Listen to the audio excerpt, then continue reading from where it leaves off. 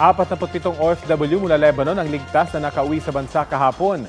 Sinalubong sila ng ilang opisyal ng Department of Migrant Workers at Department of Foreign Affairs. Sa aking panayam sa ilang opisyal, may matatanggap silang tulong pinansyal mula sa gobyerno at may psychosocial intervention din.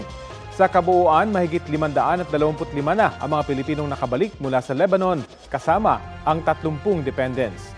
May mga inaasahan pa raw na batch ng mga Pilipinong uuwi.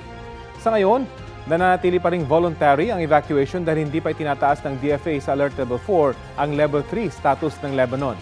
Gagawin daw ito kapag naging mas malawakan na ang gulo.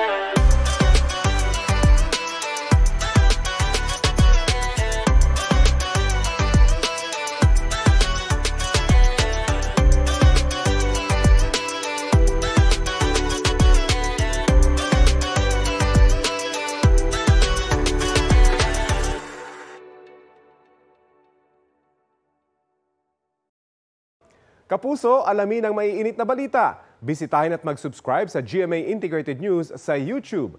Sa mga kapuso abroad, samahan niyo kami sa GMA Pinoy TV at sa www.gmanews.tv.